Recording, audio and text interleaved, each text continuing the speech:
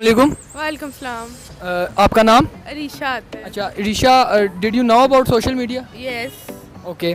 अच्छा ऋषा, हमें ये बताएं कि सोशल मीडिया के एडवांटेजेस और डिसएडवांटेजेस क्या हैं? सोशल मीडिया के एडवांटेजेस है कि we can get very awareness from them and we can learn from them, we can study from them, we can learn how to cook, tutorial makers and everything we can do. And the disadvantages are there that there are some pages that we open and they are not good for the children, those who are using. And there are also some disadvantages that in every app there's something not good that we should open. And there is also one disadvantage of social media that the kids are very attracted towards it and it is not good for their health. But So how can we avoid negativity? just stop spreading rumors about it. Just stop spreading rumors. We should not spread rumors about that. If anyone is in hospital, we start spreading that he is dead, he is died, khatam, and he is alhamdulillah good. And this we should not spread the rumors. जी अस्सलाम वालेकुम। जी वालेकुम अस्सलाम। जी sir, आपका प्यारा नाम? इमरान खान। अच्छा sir, मैं आज एक टॉपिक लेके आया हूँ जो सोशल मीडिया मेरा टॉपिक है। मैं आपसे पूछना चाहता हूँ कि सोशल मीडिया के कुछ पॉजिटिव असरात हैं, कुछ नेगेटिव असरात हैं, इसके एडवांटेजेस हैं, डिसएडवांटेजेस हैं, इसके बारे में कोई कमेंट्स? इसमें सबसे पहले जो सबसे इम्पॉर्टेंट चीज़ है ना, वो ये है कि गैजेट्स बच्चों के पास होने नहीं चाहिए। एटलीस्ट एक एज ऐसी होनी चाहिए जिस पे जाके उनको ये गैजेट्स मिलने चाहिए, ताकि बच्चे को प्रॉपर तरीके से अवेयरनेस हो कि मैंने इसको कैसे चलाना है। और इसमें सबसे इम्पॉर्टेंट चीज़ जो है, उसको ये पता हो कि जो मैं चीज़ यूज़ कर रहा हूँ इसके मेरे लिए क्या बेनिफिट्स हैं और क्या लॉसेस हैं। देखें, अब सबसे इम्पॉर्टेंट चीज़, अगर हम बच्चे को 4 साल के बच्चे को बाइक देते हैं तो उसका क्या साइड इफेक्ट होगा? वो गिरा देगा या कुछ ऐसी कोई वो करेगा। इसी तरीके से ये गैजेट्स भी इसी तरीके से बच्चे के लिए नुकसान दें, और शायद ये उससे ज़्यादा नुकसान दें। खाली इसलिए नहीं कि उसमें कोई बैड हैबिट्स हैं, उसके अलावा भी उसके पार्ट्स ऑफ बॉडी पे बड़ा इफेक्ट कर रहा है ये। उसके आई कॉन्टैक्ट्स को वीक कर रहा है। स्पेशली आप देखें, बच्चे जब भी गैजेट यूज़ कर रहे होते हैं, घर की लाइट ऑफ होती है, ठीक है, उसके बाद वो गैजेट यूज़ कर रहे होते हैं। मोस्टली पेरेंट्स ऐसे होते हैं, वो बच्चों पे नहीं फोकस कर पा रहे होते हैं। उनकी अपनी एक्टिविटीज़ ऐसी होती हैं, मार्केट में वो इतने बिजी होते हैं, दोनों हस्बैंड एंड वाइफ जॉब कर रहे होते हैं, वो थके हुए आते हैं, इतना नहीं फोकस कर पाते, ठीक है कि नहीं। उसका साइड इफेक्ट ये होता है कि बच्चा जो घर में बैठा हुआ होता है, वो देखता है मम्मा पापा आ गए, वो छुप के आराम से बैठ के कमरे में बैठ के आराम से देख रहा होता है लाइट ऑफ करके। सबसे बड़ा ड्रॉबैक ये कि उसके आई कॉन्टैक्ट्स लूज हो जाते हैं। इसका सबसे ये तो मेडिकल काजेज आ गए ना, इसके नेगेटिविटी इंक्रीजिंग भी है। नेगेटिविटी में ये है कि आपको पता है कि आप सिंपल एक पेज चला रहे होते हो, तो उसके नीचे 3 से 4 चीज़ें ऐसी आ रही होती हैं स्क्रॉलर में कि आप अगर देखो तो आप बड़े होकर भी 1 मिनट के लिए शर्मा जाओगे या आप अवॉइड करोगे उस चीज़ों को। अब छोटा बच्चा देखेगा, उसमें फिर एक चीज़ की वो होती है कि जस्तजू होती है कि मैं इसको किस तरीके से देखूँ, ये क्या है क्या, वो एक नेगेटिव इम्पैक्ट है। इसका पॉजिटिव इम्पैक्ट ये है, इसी से बच्चे पढ़ रहे हैं। अब एकेडमीज़ की इतनी ज़रूरत नहीं है, ट्यूटर की ज़रूरत नहीं है, यहाँ पे अच्छे टीचर्स भी हैं। अच्छा, वो जैसे नून एकेडमी खुली थी, उनके लेक्चर्स ऑनलाइन आ रहे थे। अभी ऑनलाइन क्लासेस हो रही थी, उसमें बच्चों को अब अवेयरनेस मिली ना, उस हिसाब से ये बेस्ट चीज़ है। सर, आपके ख्याल से नेगेटिविटी को कैसे हम अवॉइड कर सकते हैं? नेगेटिविटी को ये है कि हमें फोकस करना पड़ेगा, हमें अपने एज डिफरेंसेस देखने होंगे, हमें अपना टाइम छोड़ के बच्चों को टाइम देना पड़ेगा। गैजेट्स यूज़ करवाएं, क्योंकि टेक्नोलॉजी का दौर है, ये हमें करवाना पड़ेगा, पर उसमें प्रायोरिटी बेसिस ये रखें कि पेरेंट्स के सामने यूज़ हो। अगर एजुकेशन से रिलेटेड है, अगर बच्चे ने किसी एक्टिविटी में यूज़ करना है तो वो फिर उसका एक टाइम लिमिट रखें। सर, मैं डिफरेंट पीपल्स का मैंने लिया ये इंटरव्यू, तो उनमें कुछ लोगों ने ये कहा है कि पेरेंट्स को इस बच्चों अपनों को ये उनकी ब्रेन काउंसलिंग करनी चाहिए ताकि वो बच्चे नेगेटिविटी की तरफ ना आ जाएं। लेकिन कुछ लोगों ने ये मुझे कहा है कि अगर लोग अपने बच्चों को मना करेंगे किसी बात से तो वो उसकी तरफ ज़्यादा राग़िब होंगे। तो आपका क्या कहना है? नहीं, ऐसा नहीं है, अवेयरनेस देनी चाहिए। काउंसलिंग से ये होता है कि बच्चे को अवेयरनेस मिलती है कि ये क्या चीज़ है, क्या गलत है, क्या सही। अगर हम ये कहते हैं कि जी वो और ज़्यादा नेगेटिविटी, ऐसे तो फिर आप रोड पे छोड़ दें बच्चे को। जब तक आप उसको बताएंगे नहीं कि ये गाड़ी आ रही है, इसे आपने अवॉइड करना, वेट करके जब गाड़ी गुजरेगी तो आपने जाना है। ये एक अवेयरनेस है। ये मैं इस चीज़ से एग्री नहीं करता, मैं इस चीज़ से एग्री करता हूँ कि बच्चे की काउंसलिंग होनी चाहिए और पेरेंट्स को बच्चों के साथ कंपनी देनी चाहिए, जो सबसे इम्पॉर्टेंट है। और मैं सेकंड ये कि गैजेट से ज़्यादा कोशिश करें कि आउटडोर एक्टिविटीज़ हो। आपके ख्याल में पेरेंट्स को बच्चों के साथ फ्रेंडली रहना चाहिए ताकि they can easily share anything with them? Exactly, I can agree with you. And the first thing is this कि जब पेरेंट बच्चे को उसके लेवल पे जाके मिलेंगे ना, तो उसे बाहर किसी दोस्त की ज़रूरत ही नहीं पड़ेगी। That's it. अस्सलाम वालेकुम। वालेकुम सलाम। जी आपका नाम? मिसेस इश्तियाक। जी अस्सलाम वालेकुम। जी आपका नाम? जैनब गुल। अच्छा मैम, मेरा आज क्वेश्चन है कि सोशल मीडिया इन्फ्लुएंसर्स और सोशल मीडिया काजिंग फैक्टर्स हैं जो, वो क्या है?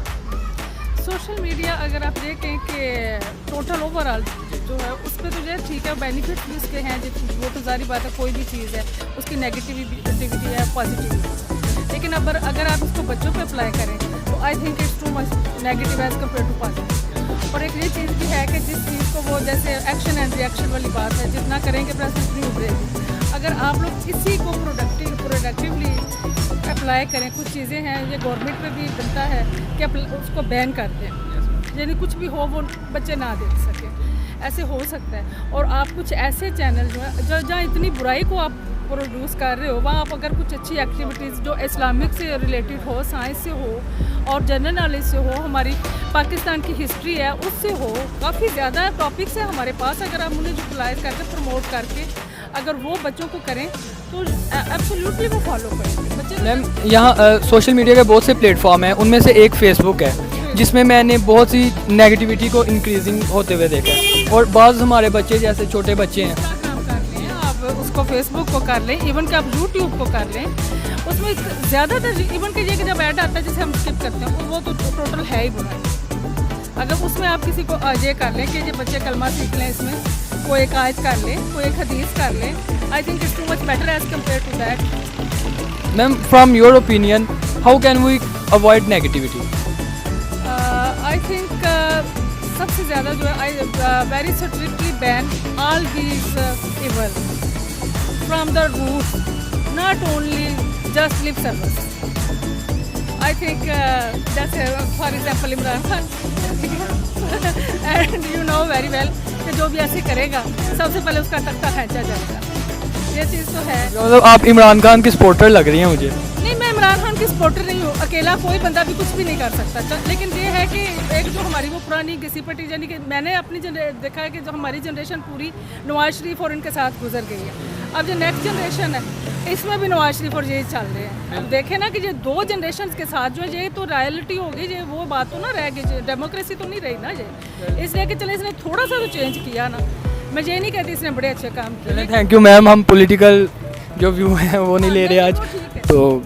अस्सलाम वालेकुम। वालेकुम अस्सलाम। अच्छा बेटा, आप सोशल मीडिया इस्तेमाल करती हो? No. YouTube, like YouTube, yes. YouTube में आपको क्या देखना अच्छा लगता है? Some Islamic channels. अच्छा, किसी इस्लामिक चैनल के बारे में आप कुछ बता सकती हैं कि कैसी चीज़ें वहाँ पे अपलोड करते हैं और कैसी चीज़ें आप वाच करती हैं? There's a Madni channel in that there's a Kanis Fatma and there's a Ghulam Rasool boy, and they tell us about the many things like of prayer. We learn about prayer, how many things we are in Islam, and which names are of our prophets and many other things. Did you remember Prophet's name? Yes. Then please. Hazrat Muhammad sallam, Hazrat Ali, Hazrat Adam alayhi salam, and Hazrat Abu Talib, and Hazrat Imam Hussain, Hazrat Talib, Hazrat Ibrahim alayhi salam, Hazrat Ismail alayhi salam, Hazrat Musa, Hazrat Isa, Hazrat Israel. Very well done, very well done, thank you. जी अस्सलाम वालेकुम। वालेकुम सलाम। जी आपका नाम? मेरा नाम माजिद इकबाल है। Sir आज हमारा क्वेश्चन ये है कि सोशल मीडिया के फ़वाइद और सोशल मीडिया के नुकसानात, और आपकी नज़र में सोशल मीडिया के क्या फ़वाइद हैं? असल में जो सोशल मीडिया के फ़ायदे जो है ना इतने ज़्यादा हैं कि उनके बारे में ना आम बच्चों को ना अवेयरनेस नहीं है कि उनसे क्या क्या फ़ायदा हासिल कर सकते हैं हम। ये बताना जो है हमारे गवर्नमेंट लेवल पे ऐसा सिस्टम होना चाहिए कि बच्चों को अवेयरनेस स्कूलों में, कॉलेजों में, तालीमी इदारों में अवेयरनेस दी जाए कि वो बच्चे उनकी अंदर जो एजुकेशनल पर्पज़ के लिए इसे यूज़ करें। अब दुनिया में इसके अंदर हर तरह के क्वेश्चन का जवाब मौजूद है, आंसर मौजूद है, लेकिन हमारे यहाँ चूँकि गाइड ही नहीं किया जाता है। लिटरेचर पढ़ें बच्चे, मेडिकल है और अपने सिलेबस से रिलेटेड जो क्वेश्चन है उनके आंसर उसके अंदर तलाश करें। बच्चे करते भी हैं, बहुत से बच्चे कर भी रहे हैं, ये कि नहीं कर रहे। तो ये चीज़ें जो है ना इसको उजागर करने की ज़रूरत है, क्योंकि अब तो आपके सेकंड के अंदर आप जो है ना कम्युनिकेशन कर सकते हो दुनिया भर में अपने फैमिली के साथ, मिलने वालों के साथ, ये इसके फ़ायदे ही हैं सारे। लेकिन सर ये देखने में आया है कि इसके नुकसानात भी बहुत से हैं, जैसे सोशल मीडिया के ज़रिए नेगेटिविटी को हम जनरेट कर रहे हैं और हमारी जो यूथ है वो ज़्यादातर इसमें से हॉट सीरीज़ हैं और मतलब नेगेटिविटी। मेरे ख्याल में ना ये इसका ना सोच के साथ बड़ा ताल्लुक है कि जितना हम नेगेटिविटी का लफ्ज़ यूज़ करेंगे ना तो वो ज़्यादा बच्चों के अंदर क्यूरियोसिटी जो है ना बढ़ेगी, वो उसे देखना चाहेंगे क्या चीज़ है। अब उस चीज़, ये एक नेचुरल प्रोसेस है, उसको चलने देना चाहिए। तो उसके नेगेटिव असरात तो हैं, यकीनन है। जब आप बच्चों को एक एजुकेशन ही नहीं देंगे सही तो वो सोर्स ढूंढेगा, इधर उधर से ढूंढेगा। बाकी जो नेचुरल तरीके से सिलसिला चल रहा है इंसान का, बायोलॉजिकल चेंजिंग जो आती हैं, इसके बारे में बच्चों को बताने का हमारे इधर रिवाज ही नहीं है। उनको आपके ख्याल से पेरेंट्स को इस बात का बताना चाहिए कि बायोलॉजिकल चेंजेस हैं जो, और जो ये बताना चाहिए बच्चों को, ये हमारा मज़हब कहता है कि बताना चाहिए। हमारे कुरान पाक में, हदीस में सब ये मौजूद है। हम इस चीज़ को समझते हैं कि ये गुनाह की चीज़ है, इसलिए इस चीज़ से हम अवॉइड करते हैं।